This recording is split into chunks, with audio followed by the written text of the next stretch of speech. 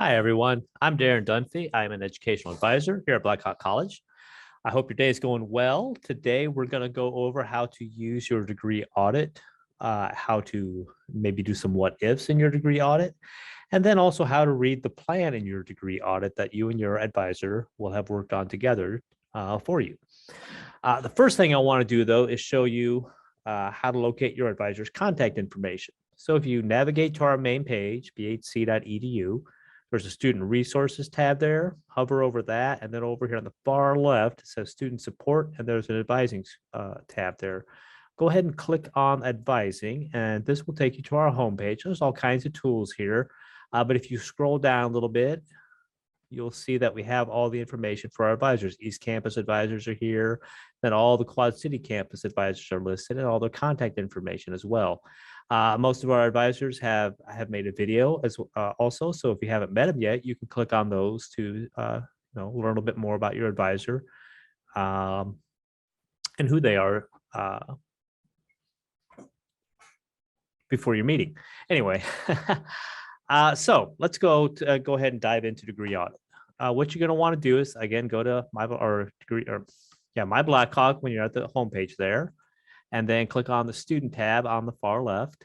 That'll get you to pretty much everything that you need to do is going to be on the student tab. But if you scroll down a little bit, there's a degree audit button. You go ahead and click on that. It'll bring up your personalized degree audit. On this screen, you can find all kinds of information. I've got my own up here. It only gives the last 4 digits of your student ID number. If you need to find your student ID number, though, go to the home page on My Blackhawk. And then if you scroll down there a little bit, there's a thing there that says Find Your Blackhawk College ID. You can click on that if you need it. Okay. Now, when we're here back at Degree Audit, this is where you can find what your major is, what your program of study is, the campus you registered at. And this is where you can find your advisor. Who your advisor is will be there. I don't have an advisor because I'm not my own advisor. Your current academic standing. If there's any holds on your account, go down a little bit. It shows you how far off through your current program of study you are. And then it tells you what the requirements are for the degree that you're registered under. So I need 60 credits for the 2020-2021 catalog year. Then this will tell you what requirements you need to meet. So over here on the left, it's got the little open circle. That currently means that it's not complete. When it's in progress, there'll be a little blue half moon by it. And when it's done, you'll see a green check mark by it. So I still need to get, the total credit requirements. That's the 60. I still need to get at least 24 credits at Blackhawk College. I need to complete a non-Western class from one of these classes here. This is at least one non-Western studies course. I need to have a 2.0 GPA. I need to meet all the general education requirements. And then I also have to meet all the major requirements. And that's kind of what electives are for this. Then if you scroll down some more, here's where the gen ed requirements are. I need to have at least 37 credits in gen eds. I need to get through English 101, Composition 1. If you hover over one of these, it will tell you the name of the class. And then if you click on it, it will bring up a catalog description of the class and what prerequisites you would have to meet for that class. We'll keep scrolling. It just kind of read through it carefully. Like, for instance, for the physical and life science, you either do one physical and one life science, or you do the interdisciplinary sciences. You don't do both. You have to do one, either physical and life science, or it's interdisciplinary. So just read through that. Depending on your major program of study, it might say something a little different. Just make sure that if you do have any questions, that you check with your advisor for more information. Okay. Then I still need a humanities. I need a fine arts, humanities or fine arts. And then I need 3 classes in social and behavioral sciences. That's all the gen eds for the associate in arts. I'm also going to have to get through 23 credits of approved electives. Just check with your advisor to see what electives are. Then at the bottom, there'll be some other information. There might be a no credit earned section. There might be, there's going to be some different sections there depending on the process. And we'll go over that in more detail here in a minute. And there's also a legend down here at the bottom, some of the stuff that I already went over. This will tell you all your grades. This is also, if you have a financial aid appeal, this is where you can go to find out one of the things on the appeal is, and you need to list every grade in the semester you took it with a grade of F, X, or W. This is where you'll be able to find that information. It's pretty easy once you're able to get your degree audit. So let's go back up to the top. That is the basics for, how to read this worksheet. Here you'll see that there's a what if function. So let's go ahead and click on that. Say I'm thinking about, we're going to click on use current curriculum. That will use the current degree that you're under, in this case, associate in arts. Okay.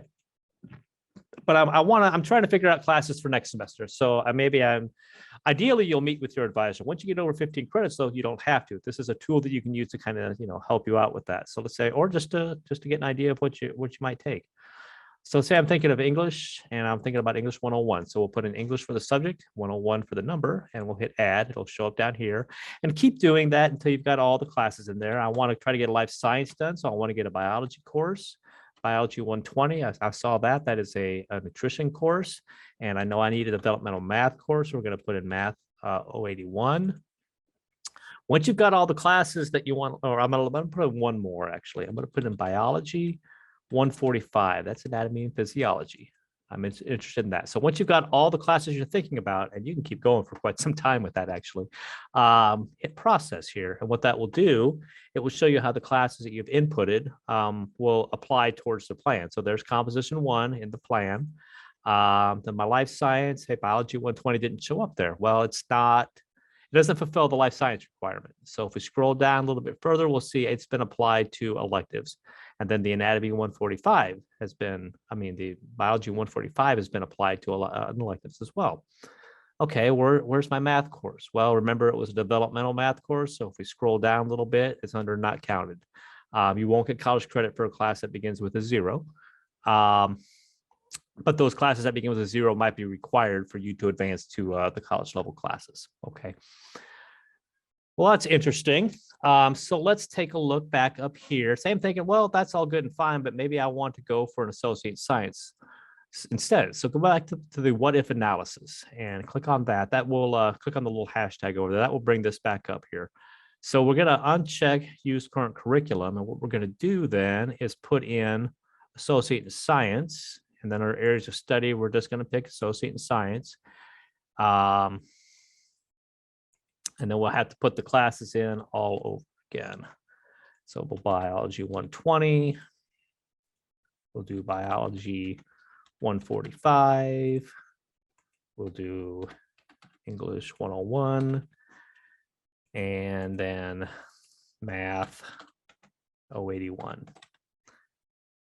And let's process that. So in this case, everything's very similar. It kind of tells you what you need for math. You need additional math for associate in science. You need one more additional science. And sure enough, the anatomy and physiology will fulfill that. For the associate in science, you'll need one less humanities, fine arts. You'll need one less social and behavioral. And those are 120 still under approved electives. Okay. So let's go back up here to the what if analysis. And see, it's still got the classes listed here. So what we can do actually, if you do that first, you can actually click on use current curriculum and hit it, and it'll process that again. But let's reset this. Let's say that I don't want to do any future classes. You can just select a different major. Say you wanted to do a certificate, and in that case, it'll bring up all the different certificates that we offer here. And let's just put in, I'm just going to grab one here. I'm using an industry certificate. Don't put anything else in for future classes. Just hit process, and it will show you how the classes that you've taken will apply towards that other certificate or the associate applied science that you might be thinking about. You can kind of play around with it and look at all kinds of different, programs to study here if you're not certain. Just keep in mind that the associate in applied science and that's the AAS degree and the certificates, they're not designed for you to transfer with those. Okay. I would say 95% of the time you wouldn't be able to transfer with an associate in applied science or a certificate. You might be able to. You're going to want to check with your advisor. Just keep that in mind when you're looking at those applied science and certificates. Okay. So if you've worked with your advisor, though, you're probably going to have a plan put together. So if we go over to plans, you should be able to find it there, and you probably will only have one plan, but you have multiple ones. Just look for the one that's active or the one that you want to look at. Go ahead and click on that. And this will bring up the plan that you and your advisor have worked on together. So if you hover over it, it'll tell you what the name of the class is. It'll only show 3 semesters at a time. So you either have to use these hashtags over here to kind of scroll through the different semesters, or it's got a scroll bar down here. You might have 8 or 9 semesters of classes on there, so you can kind of use that. One thing that I want to point out is there's a print icon up here. You can hit on the print icon to bring up, it's a little bit more readable version of this, and you can also print it out this way. Sometimes the printing messes up a little bit, but it's just a little bit easier to read for some people. So you can certainly do that. You can do that also back at the worksheet. There's actually a print icon there. And if you look at that, it'll actually print out that degree audit for you if you want to have a hard copy of that for whatever reason. Okay, let's go back to plans.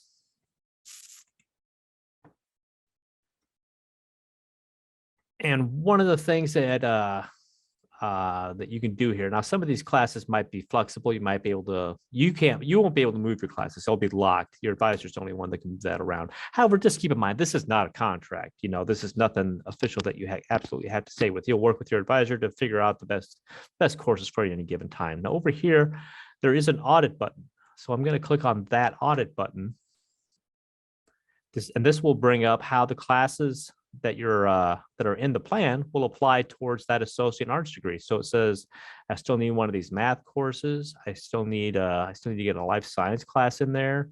Still going to need one of these art or fine arts courses, and so on. Then all the electives. So you can but I do have some notes down here that, we have it in the plan for any fine arts. We have 6 credits of electives. They don't show up here because we have to put in specific classes for them to show up there. But like if you're not certain, we just put them in for placeholders or something like that. Just so you can always refer to it in the plan to see, what's on there. Then there's also a what if function here. So say you want to do your own planning for that associate in arts. You can certainly select that to kind of look ahead a little bit. It's not, this function is not as good as we would like it right now. It's just not where we really want it, but you can kind of use that if you've got a plan that you've worked on with your advisor, and you want to see how will these plans work for a different major, an associate, or how would these plans work for an associate in applied science in business, for instance, and we can process that and see, well, what's that plan going to look like? Well, I got a lot of gen eds done, but then I don't have anything done for the business associate applied science. There's a few limited circumstances where that might be appropriate. For the most part, that's not something that most students will probably be dealing with too much. But, it's there. And if you want to use it, feel free to do so. Okay, I think that's pretty much it as far as how to use Degree Audit, how to use What If, and how to use your plans. If you need any further assistance, contact your advisor. You can also contact us. The advising front desk is at 309-796-5100. And you can always email the general email advising account at advqc@bhc.edu. Okay, I hope that was informative, and have a great day. Bye.